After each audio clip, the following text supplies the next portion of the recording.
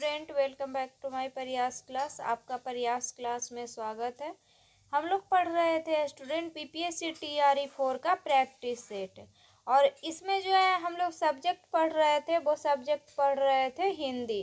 तो जिनका भी अभी पीजीटी हिंदी पेपर 2 का एग्ज़ाम है, उनके लिए जो है ये प्रैक्टिस सेट का क्वेश्चन इम्पॉर्टेंट है। और इसमें जो है टोटल 10 सेट दिया हुआ है, जिसमें से जो है हम लोग 4 सेट पढ़ चुके हैं। तो जो भी स्टूडेंट नहीं पढ़े हैं वो पिछले वाले वीडियो में जाके पढ़ सकते हैं। आज जो है हम लोग पढ़ेंगे स्टूडेंट, वो पढ़ेंगे सेट नंबर 5। और इसमें जो है बीपीएससी टीआरई 1, टीआरई 2 और टीआरई 3 का जो है प्रीवियस ईयर क्वेश्चन भी दिया हुआ है। तो जो भी स्टूडेंट इस चैनल पे नए हैं, इस चैनल को जो है जरूर सब्सक्राइब कीजिएगा। और जिनका भी अभी हिंदी पीजीटी पेपर 2 का एग्ज़ाम है, उनके लिए जो है ये क्वेश्चन जो है इम्पोर्टेंट है। तो इस वीडियो को जो है पूरा देखिएगा। तो इसमें से जो है अपना सब्जेक्ट आता है स्टूडेंट एग्ज़ाम में, जो 80 नंबर का आता है। तो आज का जो है हम लोग का क्वेश्चन है क्वेश्चन नंबर 71। मुदित मनोहर मानस देखा पंक्ति में अलंकार है। तो मुदित मनोहर मानस देखा पंक्ति में कौन अलंकार है? तो अनुप्रास अलंकार है। तो इसका आंसर हो जाएगा option number B. Next question है क्वेश्चन नंबर 72।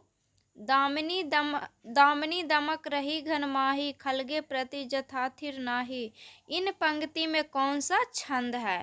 तो इन पंक्ति में जो है कौन सा छंद है? तो दोहा छंद है। तो इसका आंसर हो जाएगा option number B. Next question है क्वेश्चन नंबर 73। निम्नलिखित में से भाववाच का उदाहरण कौन सा है? तो भाववाच का जो है इसमें उदाहरण कौन सा है? तो फर्स्ट ऑप्शन दिया हुआ है अब चला जाए, सेकंड ऑप्शन दिया हुआ है रवि आम चूसता है, थर्ड ऑप्शन दिया हुआ है शीला से खाया नहीं जाता, फोर्थ ऑप्शन में दिया हुआ है उपयुक्त में से एक से अधिक, और फिफ्थ ऑप्शन में दिया हुआ है उपयुक्त में से कोई नहीं। तो भाववाच का जो है इसमें उदाहरण है वो कौन है? तो शीला से खाया नहीं जाता, ये भाववाच का उदाहरण है। तो इसका आंसर हो जाएगा ऑप्शन नंबर सी।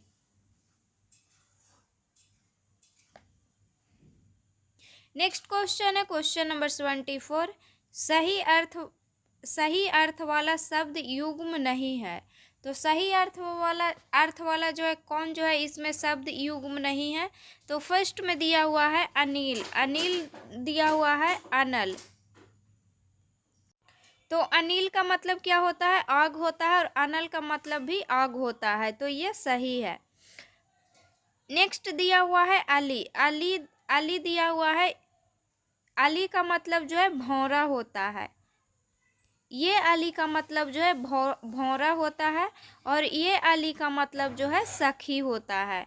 तो ये जो है गलत है। तो इसका आंसर हो जाएगा option number B. Question number 75। निम्नलिखित में से अशुद्ध वाक्य चुनिए। तो कौन सा वाक्य जो है इसमें अशुद्ध है?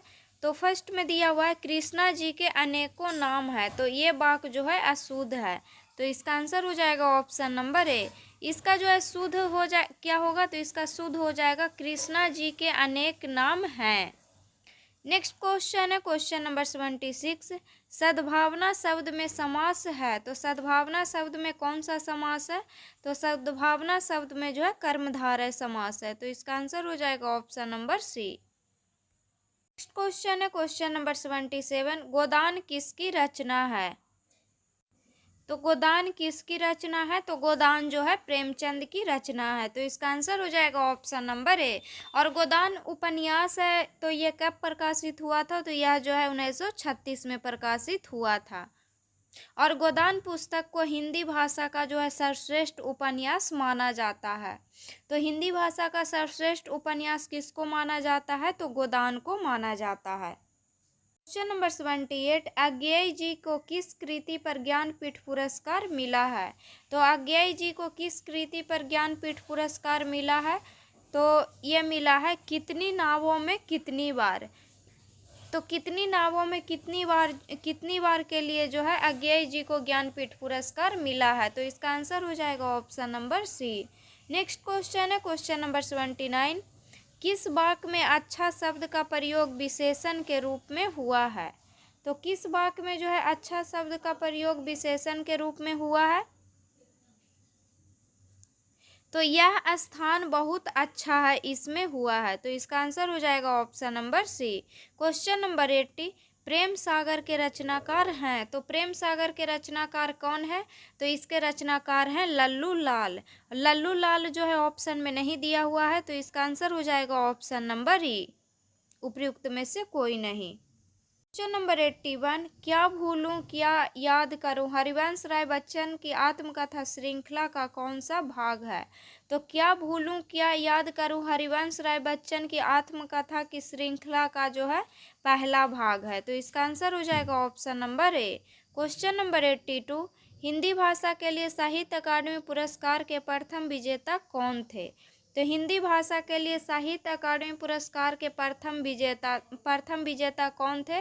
तो ये थे माखनलाल चतुर्वेदी। तो माखनलाल चतुर्वेदी जो है ऑप्शन में नहीं दिया हुआ है, तो इसका आंसर हो जाएगा ऑप्शन नंबर ई, उपयुक्त में से कोई नहीं। क्वेश्चन नंबर 83, सदा एक वचन में प्रयुक्त होने वाला शब्दों को चुनिए।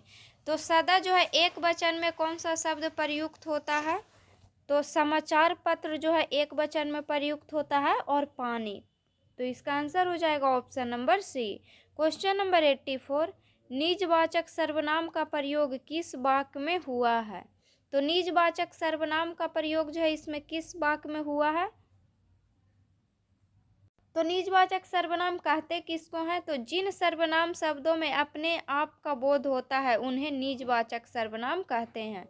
तो जो सर्वनाम शब्दों में जो है अपने आप का बोध होता है, तो इसमें जो है आप भला तो जग भला, तो आपका जिसमें बोध होता है उसे निजवाचक सर्वनाम कहते हैं। तो इसका आंसर हो जाएगा option number A. Question number 85, निम्नलिखित शब्दों में प्रयुक्त प्रत्यय किस विकल्प में सही सही प्रदर्शित किए गए हैं?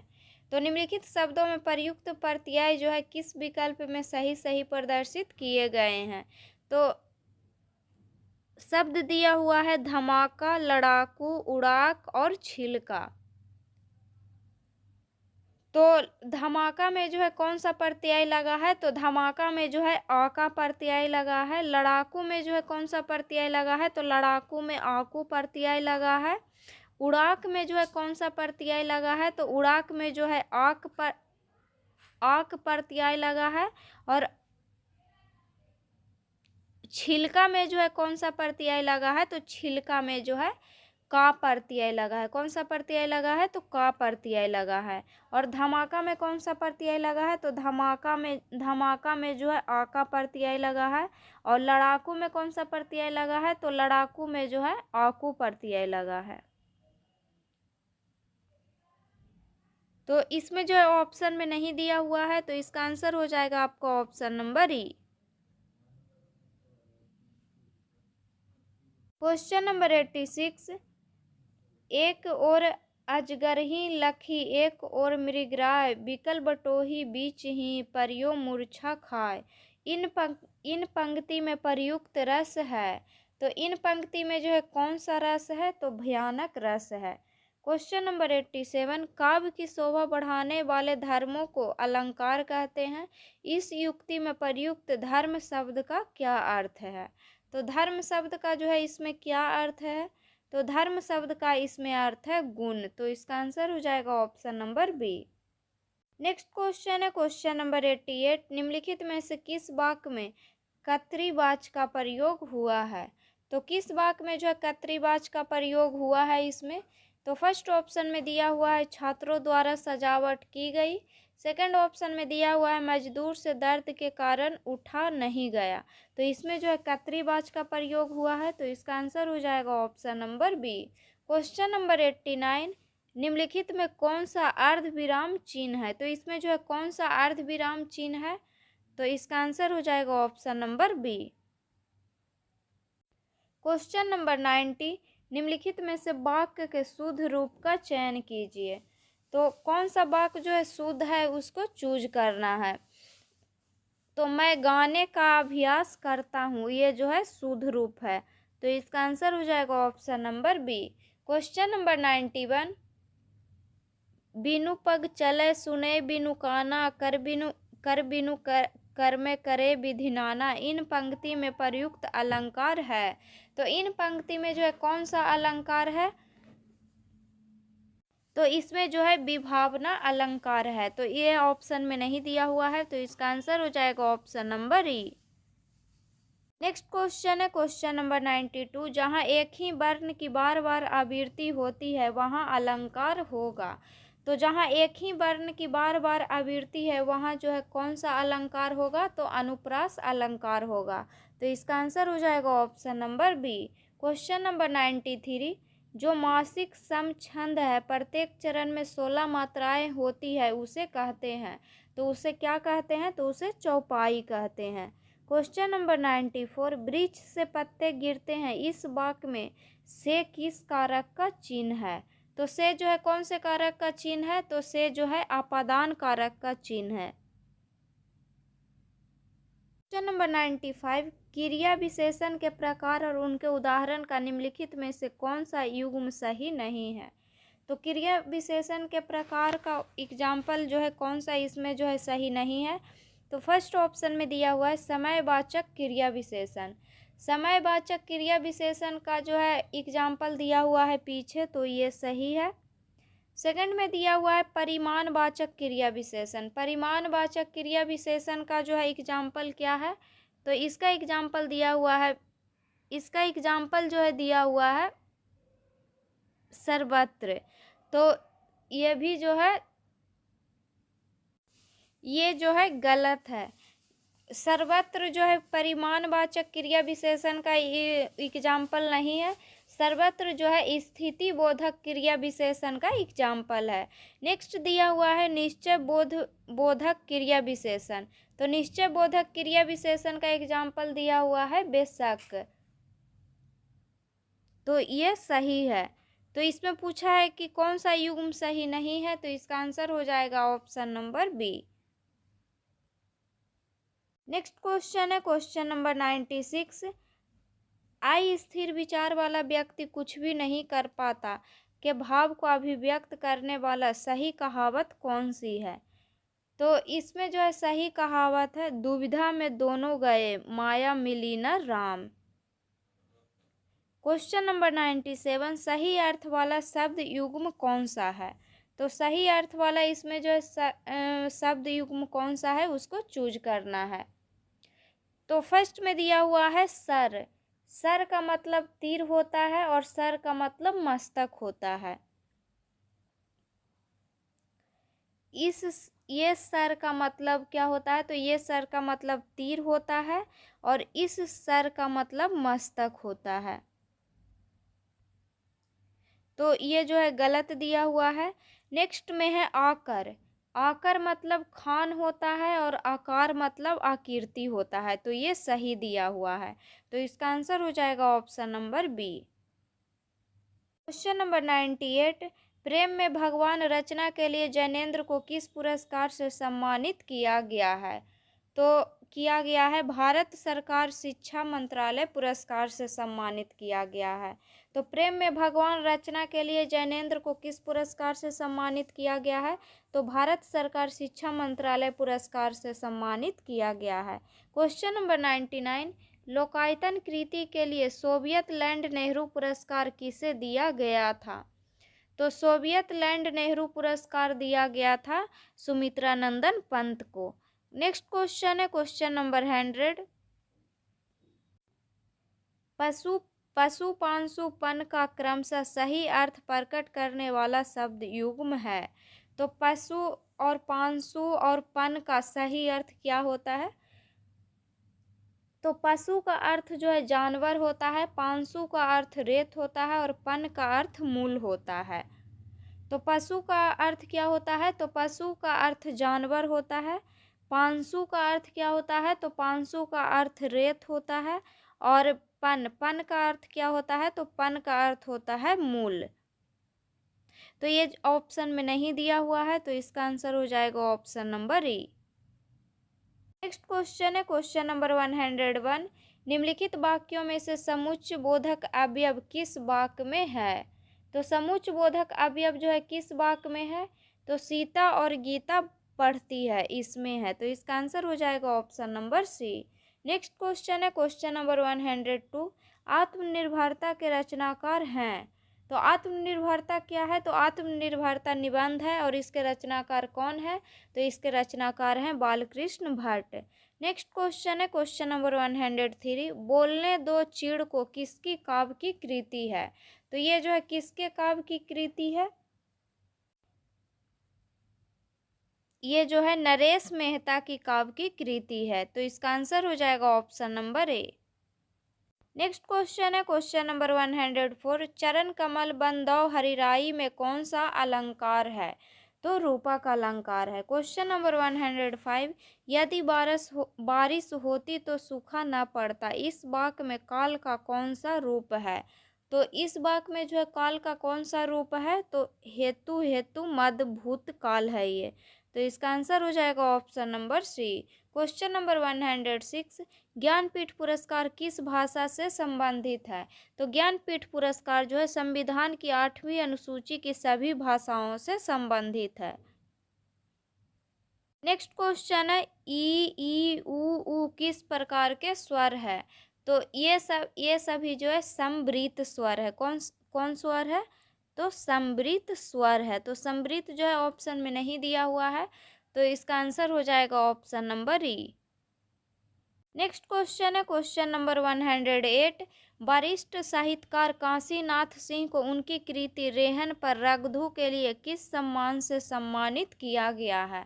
तो इनको जो है साहित्य अकादमी पुरस्कार से सम्मानित किया गया था, तो ये ऑप्शन में नहीं दिया हुआ है, तो इसका आंसर हो जाएगा ऑप्शन नंबर ई।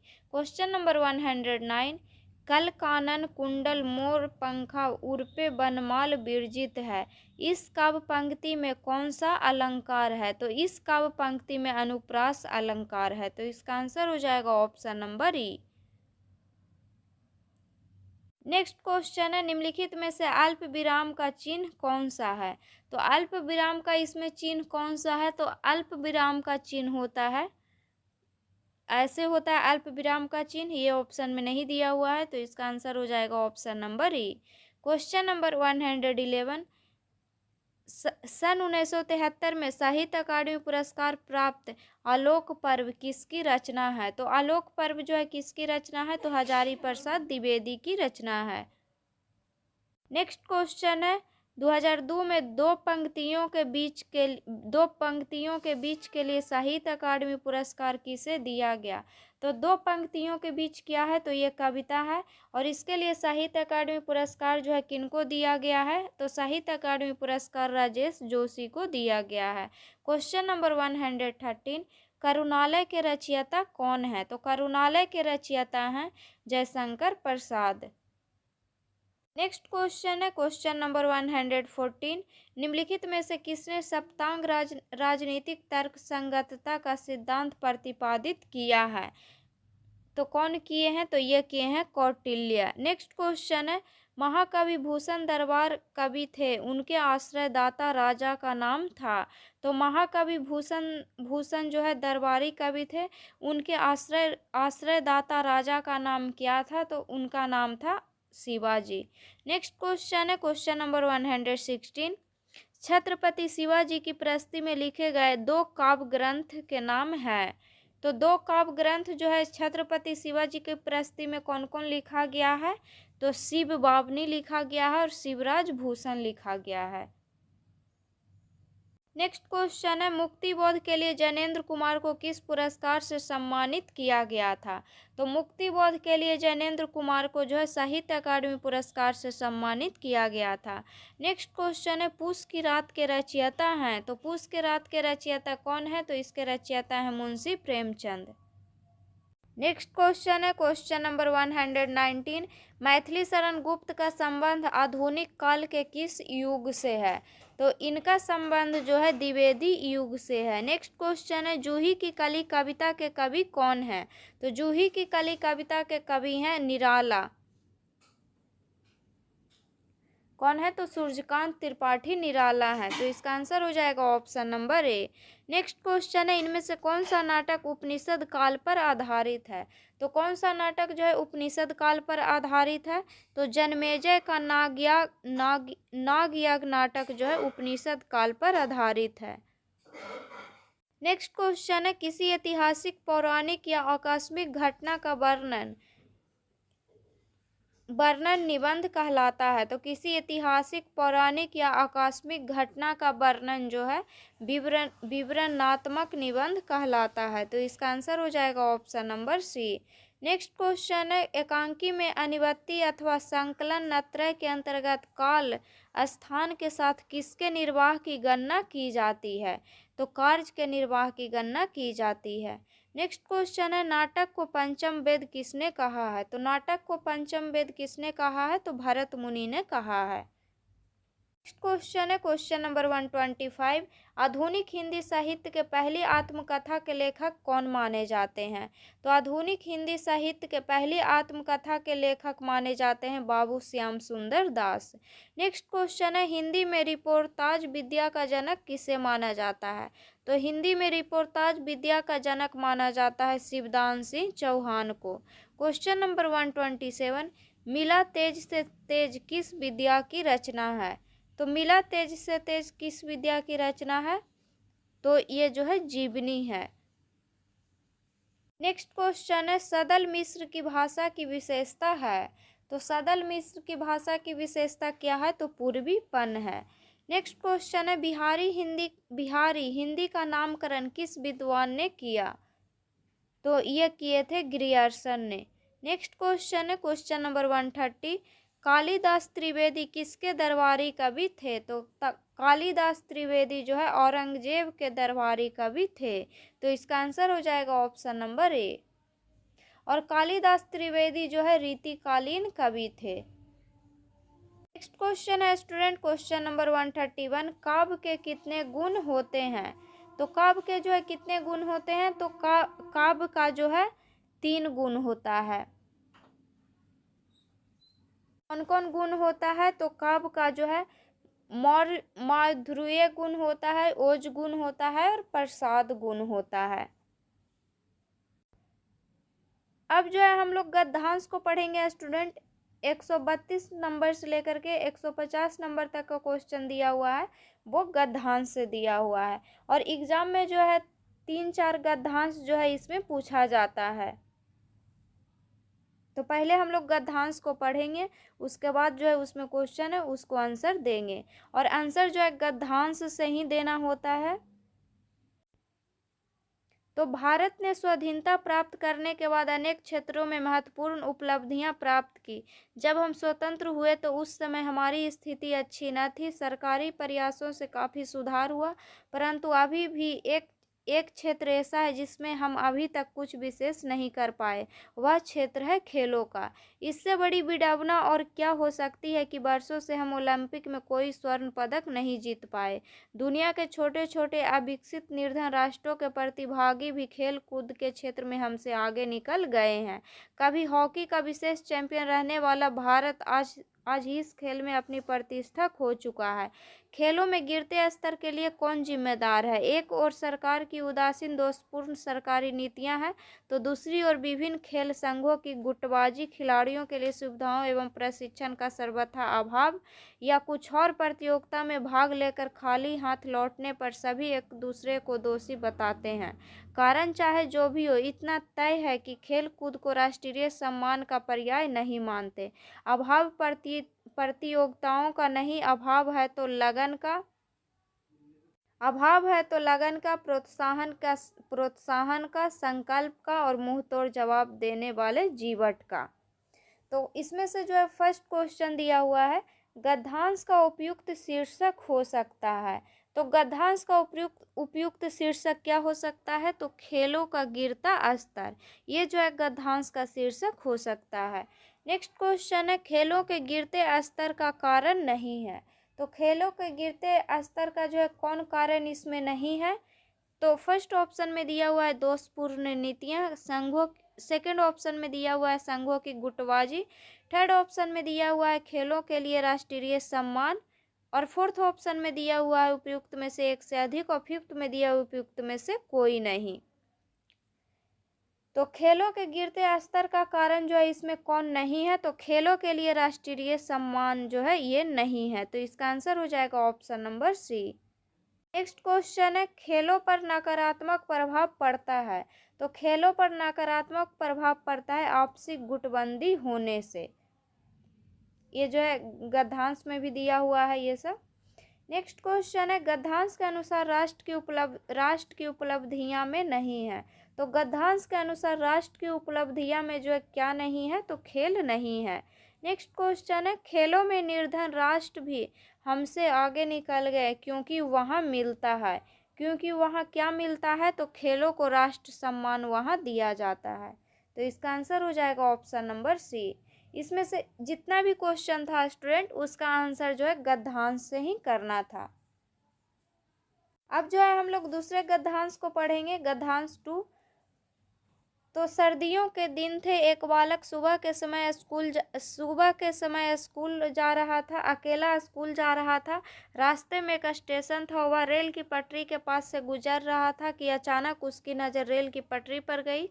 वह उखड़ी हुई थी। बालक ने घड़ी देखी, गाड़ी आने वाली थी। उसने सोचा कि अगर गाड़ी इस पटरी पर से गुजरेगी तो इसका भयंकर परिणाम हो सकता है। अभी वह इससे आगे सोच भी न पाया कि गाड़ी की सीटी सुनाई दी।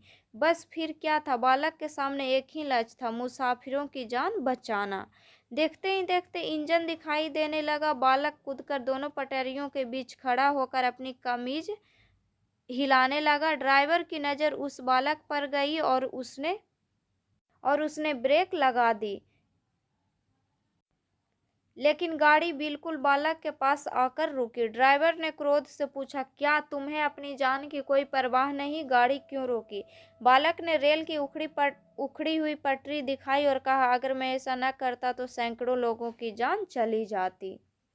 तो इसमें से जो है क्वेश्चन दिया हुआ है बच्चों का कमीज हिलाना व्यक्त करता है। तो बच्चे का कमीज हिलाना व्यक्त करता है बच्चे की सूझबूझ को। तो इसका आंसर हो जाएगा ऑप्शन नंबर ए।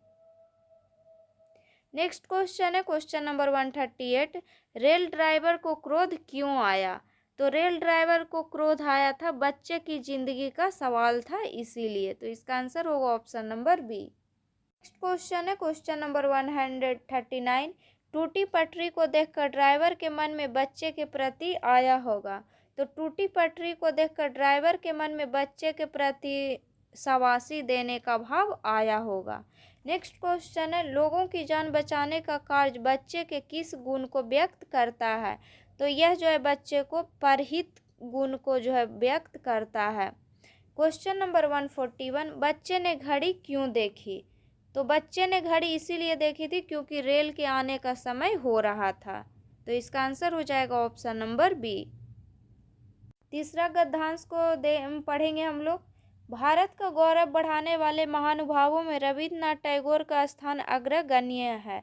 उनका जीवन सदैव प्रेरणादायी है। उनका जन्म 7 मई 1861 को कलकत्ता के एक बंगाली परिवार में हुआ था। उनके पिता का नाम देवेंद्रनाथ और माता का नाम शारदा देवी था। उनके पिता ब्रह्म समाज के नेता थे। वे महान कवि, कहानीकार, गीतकार, चित्रकार, संगीतकार, नाटककार एवं सच्चे भक्त थे। उन्होंने 8 साल की छोटी सी उम्र में कविता लिखी थी। काबुलीवाला, मास्टर साहब, पोस्ट मास्टर जैसी अर्थस्पर्शी कहानियां हमें दी है। सन 1878 में कानून की पढ़ाई के लिए लंदन गए, लेकिन साहित्य प्रेमी रविंद्रनाथ जी 1880 में बिना डिग्री लिए वापस आ गए। प्रकृति के प्रेमी रविंद्रनाथ जी ने शांति निकेतन की स्थापना की।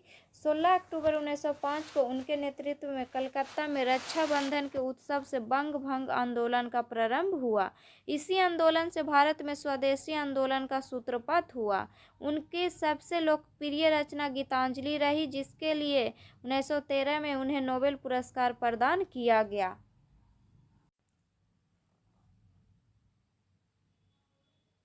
गीतांजलि के लिए जो है उनको नोबेल पुरस्कार जो है प्रदान किया गया। सन 1919 में हुई जालियांवाला बाग हत्याकांड की उन्होंने भरपूर निंदा की। उनका विरोध इतना तीव्र था कि उन्होंने नाइटहुड की उपाधि लौटा दी।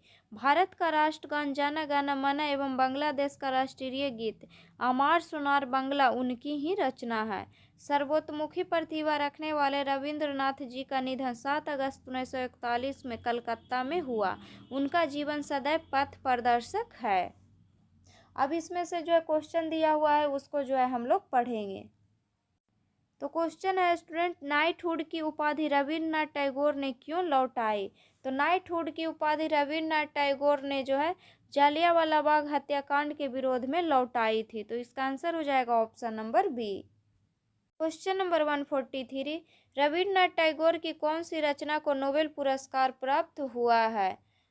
तो गीतांजलि को जो है नोबेल पुरस्कार प्राप्त हुआ है। नेक्स्ट क्वेश्चन है, रविन्द्रनाथ टैगोर का जन्म कब और कहाँ हुआ था? तो रविन्द्रनाथ टैगोर का जन्म जो है 7 मई 1861 में कलकत्ता में हुआ था। क्वेश्चन नंबर 145, उनके पिता कौन से समाज के नेता थे? तो उनके पिता जो है ब्रह्म समाज के नेता थे। नेक्स्ट क्वेश्चन है क्वेश्चन नंबर 146, जन गण मन राष्ट्रगान के रचनाकार हैं। तो इसके रचनाकार कौन है? तो इसके रचनाकार हैं रविन्द्रनाथ टैगोर। अब जो है हम लोग गद्यांश नंबर 4 पढ़ेंगे। तो गद्यांश नंबर 4 दिया हुआ है, मोबाइल फ़ोन के एक ही नहीं अनेक लाभ है। मोबाइल फ़ोन के प्रयोग से निजी जिंदगी के साथ साथ व्यापार के क्षेत्र में भी व्यापक वृद्धि हुई है। आप अपने मोबाइल फ़ोन के माध्यम से कहीं भी रहकर अपने कार्यों को पूरा कर सकते हैं। इसे हर समय अपने साथ रख पाने के कारण आप हर समय लोगों के संपर्क में रहते हैं। मोबाइल फ़ोन के अनेक लाभों के साथ कुछ हानियाँ भी है। जहाँ यह सुखद है वहीं दुखद भी है। जैसे आप कभी सो रहे हैं या खाना खा रहे हैं उस समय फ़ोन आ जाए तो काफ़ी बुरा लगता है। आप ड्राइविंग कर रहे हैं और फ़ोन आ जाए तो काफ़ी परेशानी होती है। आप यदि कुछ समय एकांत में बिताना चाहते हैं तो भी मोबाइल फ़ोन उसमें खलल डाल सकता है। कई बार तो आप बहुत व्यस्त होते हैं और मोबाइल फ़ोन के कारण व्यवधान पड़ जाता है। अर्थात मोबाइल फ़ोन का हर वक्त साथ रहना जहां लाभकारी है वहीं यह परेशानी का कारण बन जाता है। लेकिन हर सिक्के के दो पहलू होते हैं। अगर हमें मोबाइल फ़ोन के लाभ उठाने हैं तो कुछ परेशानियां को भी उठानी ही पड़ेगी। वैसे मोबाइल फ़ोन के प्रयोग से हमें लाभ ही अधिक है, बस हमें इसके प्रयोग में कुछ सावधानियां अवश्य बरतनी चाहिए। अब जो है हम लोग इसका क्वेश्चन पढ़ेंगे और आंसर देंगे। तो क्वेश्चन नंबर 147, कार्य के संदर्भ में मोबाइल फ़ोन की उपयोगिता है। तो इसमें जो है कार्य के संदर्भ में मोबाइल फ़ोन की क्या उपयोगिता है? तो कहीं भी रहकर कार्य पूर्ण कर सकना। तो इसका आंसर हो जाएगा option number A. Next question है, व्यस्तता की स्थिति में मोबाइल फ़ोन के कारण क्या हो जाता है? तो व्यस्तता की स्थिति में मोबाइल फ़ोन के कारण क्या हो जाता है? तो व्यवधान उत्पन्न हो जाता है। तो इसका आंसर हो जाएगा ऑप्शन नंबर सी। क्वेश्चन है क्वेश्चन नंबर 149, मोबाइल फ़ोन जहां सुखद है वहीं क्या है? तो वहीं दुखद भी है। क्वेश्चन नंबर 150, मोबाइल फ़ोन के प्रयोग में सावधानी बरतने से क्या होगा? तो मोबाइल फ़ोन के प्रयोग में सावधानी बरतने से लाभ होगा। तो इसका आंसर हो जाएगा ऑप्शन नंबर ए। और एग्ज़ाम में जो है 80 क्वेश्चन में जो है आपको जो है 4 गद्यांश भी रहेगा, 20 क्वेश्चन जो है आपको गद्यांश का भी रहेगा। तो इस सेट में जो है इतना ही क्वेश्चन था स्टूडेंट, उसको जो है हम लोग पढ़ चुके हैं। नेक्स्ट वीडियो में जो है हम लोग नेक्स्ट सेट को पढ़ेंगे। तो अगर वीडियो अच्छा लगे तो वीडियो को लाइक कीजिएगा और चैनल को सब्सक्राइब कीजिएगा। और जिनका भी अभी BPSC TRE 4 का PGT हिंदी पेपर 2 का एग्ज़ाम है उनके लिए जो है ये क्वेश्चन इम्पॉर्टेंट है। तो इसको जितना हो सके उतना आप रिवीजन कीजिएगा।